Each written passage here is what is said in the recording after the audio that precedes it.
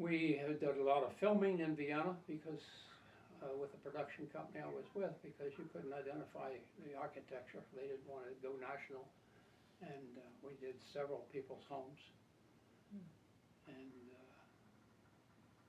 that was a big treat for the people that were using their home, because they got paid for the use of their home.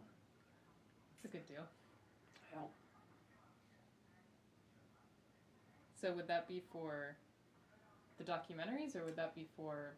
That was for production, depending on who the client was. Sometimes motorcycle safety was one.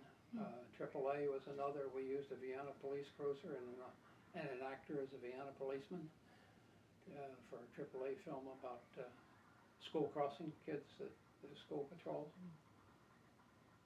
That was interesting. I took great delight in doing what I was doing. I enjoyed doing the editing. And 9 times out of 10, I take, for instance, a silent roll of 100 feet of film, and they wanted 30 seconds on the air, and 100 feet was 3 minutes.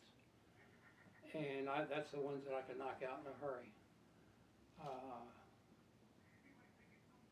Sometimes you were in too much of a hurry. I kept a stock footage library off to my right side of where I worked with little cans of film of scenes of buildings. So that a news story would open today in Washington or today at the White House, and I automatically would reach for the can without even looking, and I put a scene on. Unfortunately, in August, I grabbed the wrong can, and it was snowing at the White House at the beginning of the film clip that we put out. Got a lot of reaction from the viewers.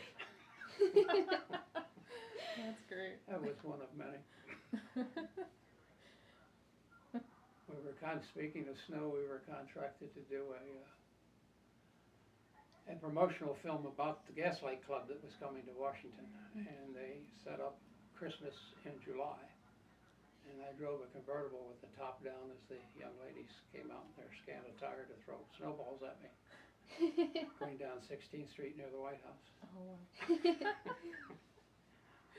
We never did explain to people what we were doing.